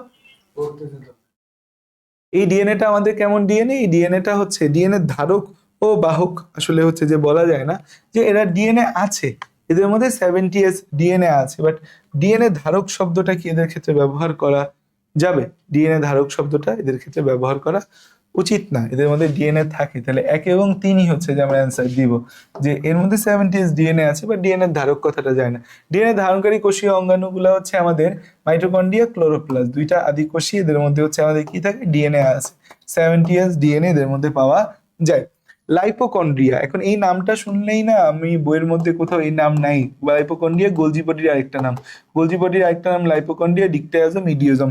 এই লাইপোকন্ড্রিয়াটা আমাদের হচ্ছে কোষ বিভাজন। লাইপোকন্ড্রিয়ার কাজ কি দেখো, লাইসোজোম প্যাকেটজাত করে, ভিটামিন তৈরি করে, অপ্রোটিন জাতীয় পদার্থ সংশ্লেষ, কোষ বিভাজনকালে কোষ প্লেট তৈরি করা, মাইটোকন্ড্রিয়াকে এটিপি তৈরিতে উৎসাহ দেওয়া, শুক্রাণুর মাথায় অ্যাক্রোজোম নামক টুপির মতো অংশ তৈরি করা। তাই কোষ বিভাজনকালে কোষপ্রাচীর তৈরিতে সাহায্য করে, মাইটোকন্ড্রিয়াকে এটিপি তৈরিতে উৎসাহ দেয়, আমাদের শুক্রাণুর মাথায় অ্যাক্রোজোম নামক টুপির মতো অংশ গঠন করে। তাহলে হচ্ছে যে খেয়াল করো, তাহলে এই কোষ বিভাজনকালে কোষ প্লেট তৈরি করা, শুক্রাণুর অ্যাক্রোজোম গঠন করা, এন্ডোপ্লাজমিক রেটিকুলামে প্রস্তুতকৃত বস্তু ঝিল্লিবদ্ধ করা, এই তিনটা কাজ হচ্ছে আমাদের লাইসোজোম করে। এই তিনটা কাজ হচ্ছে আমাদের লাইসোজোম করে। এরপর আসা যাক হচ্ছে আমাদের নেক্সট কথা, লাইসোজোম না সরি গোলজি বডি করে। কি গোলজি বডি করে, লাইপোকন্ড্রিয়া কি গোলজি বডি। নেক্সট প্রশ্ন হচ্ছে এন্ডোপ্লাজমিক রেটিকুলামের কাজ কি। প্রোটোপ্লাজমের কাঠামো তৈরি, রাইবোজোম তৈরি করে এন্ডোপ্লাজমিক রেটিকুলামের কাজ না, কেরাটিন তৈরি করা এর কাজের মধ্যে আসে। 1-3 রাইবোজোম তৈরি করা এন্ডোপ্লাজমিক রেটিকুলামের কেন কাজ হতে যাবে। প্রোটোপ্লাজমের কাঠামো তৈরি, অমসৃণ রেটিকুলাম আমাদের হচ্ছে যে প্রোটিন তৈরি করে, কারণ অমসৃণ রেটিকুলামে রাইবোজোম আছে। মসৃণ রেটিকুলাম লিপিড মতান্তরে হরমোন, গ্লাইকোজেন, ভিটামিন, স্টেরয়েড সংশ্লেষ করে, লিপিড প্রোটিনের অন্তর্বাহক হিসেবে কাজ করে, কোষপ্রাচীরের জন্য সেলুলোজ তৈরি করে, রাইবোজোম গ্লাইকোজেনের ধারক হিসেবে কাজ করে। রাইবোজোম গ্লাইকোজেনের ধারক তৈরি করে বিষয়টা এরকম না, এরা কোষে অনুপ্রবেশকারী বিভিন্ন বিষাক্ত পদার্থ নষ্ট করে। রাইবোজোমে উৎপন্ন প্রোটিন পরিবহনে প্রধান ভূমিকা রাখে। লিউকোপ্লাস্ট জিনিসটা হচ্ছে যে আমাদের ক্লোরোপ্লাস্টের ভেতর আমাদের হচ্ছে 3টা প্লাস্ট পাওয়া যায়, একটা লিউকোপ্লাস্ট, ক্রোমোপ্লাস্ট, ক্লোরোপ্লাস্ট। ক্লোরোপ্লাস্ট তো সবুজ, ক্রোমোপ্লাস্ট মানে সবুজ বাদে অন্য বর্ণ, এখানে জ্যান্থোফিল হলুদ, তারপর কেরাটিন হচ্ছে কমলা, তারপর হচ্ছে যে আমাদের ফিওপ্লাস্ট বাদামি, রডোপ্লাস্ট লাল, আর লিউকোপ্লাস্ট বর্ণহীন। এই বর্ণহীন লিউকোপ্লাস্টটা বেসিক্যালি ভূমিমস্থ অঞ্চলগুলোর মধ্যে লিউকোপ্লাস্ট থাকে। তো আমাদের ভূমিমস্থ কাণ্ডে অবস্থান করে, আলো দিলে এটা বেসিক্যালি সবুজ হয়ে যাবে। কেরাটিন এবং জেন্থোফিল এরা আসলে আমাদের কি, এরা আমাদের লিউকোপ্লাস্ট না, এরা কি আমাদের, এরা হচ্ছে ক্রোমোপ্লাস্ট। এরা কি আমাদের ক্রোমোপ্লাস্ট।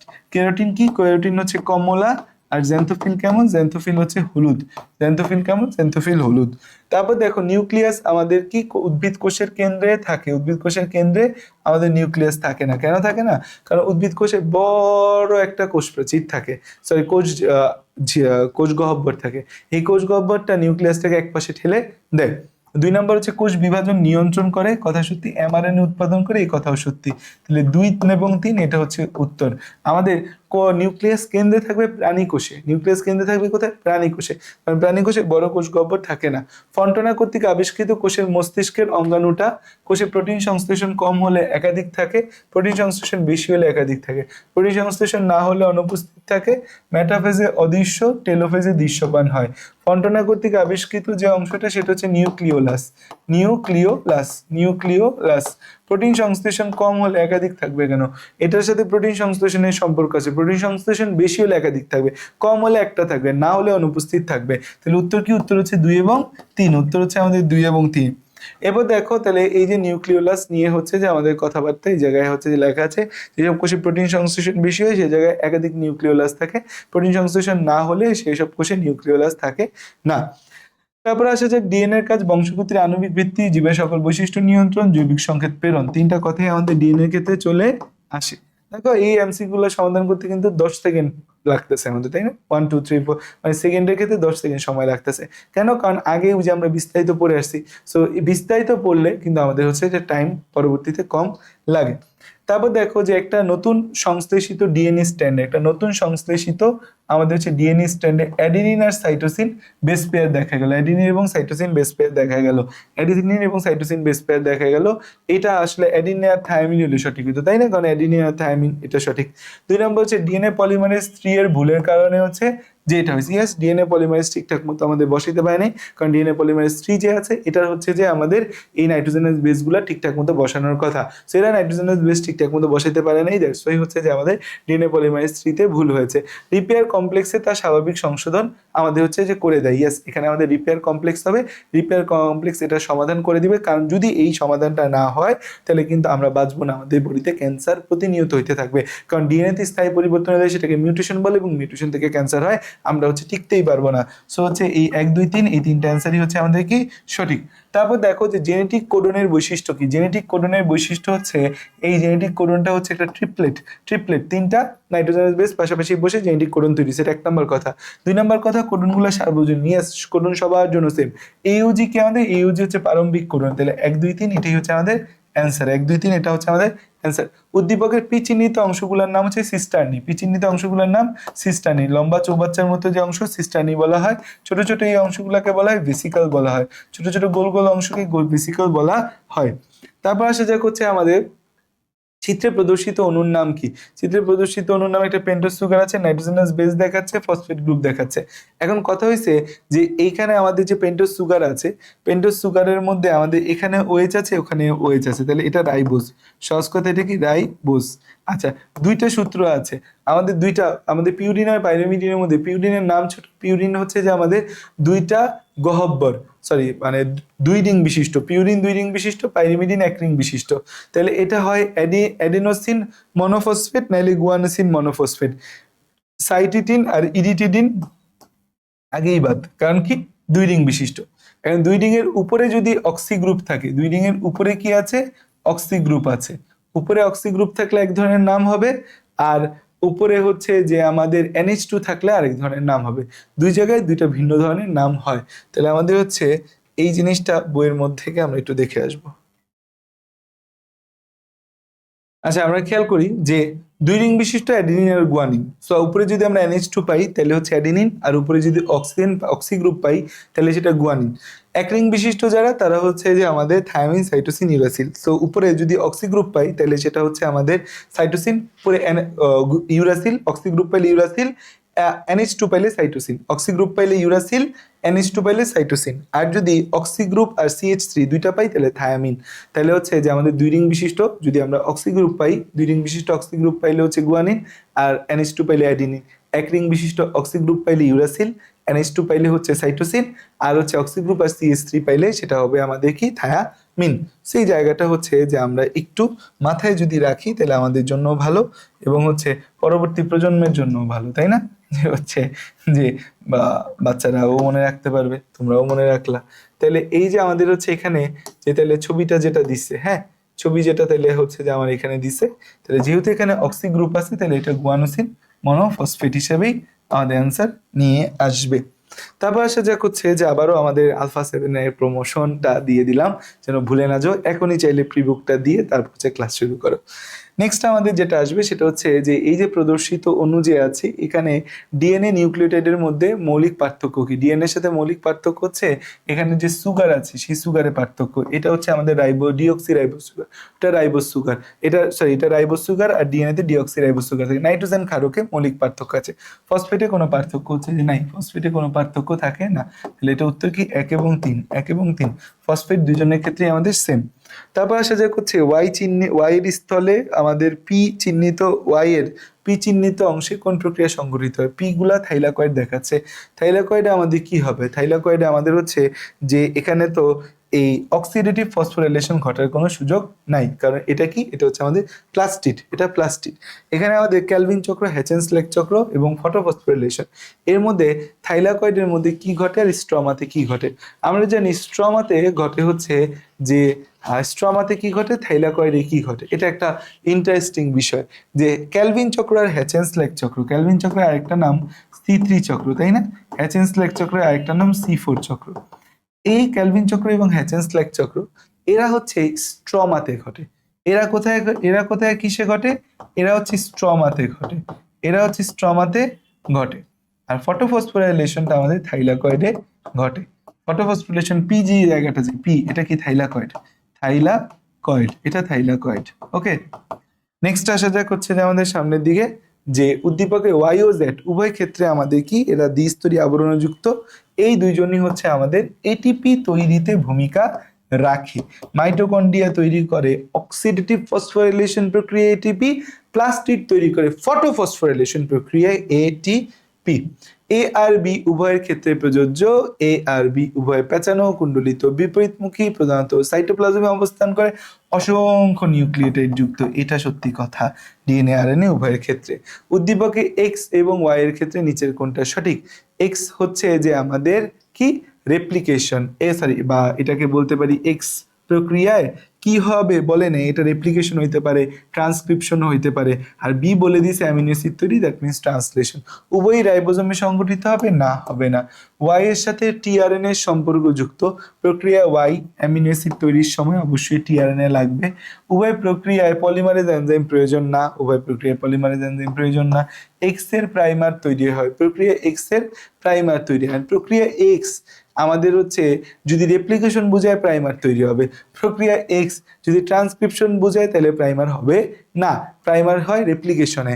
তাহলে আমাদের হচ্ছে যে আমরা এটাকেই অ্যান্সার নিই, প্রক্রিয়া ওয়াই এর সাথে টিআরএনএ এর সাথে সংশ্লিষ্ট, যে আমাদের অ্যামিনো অ্যাসিড তৈরির সময় টিআরএনএ থাকবে।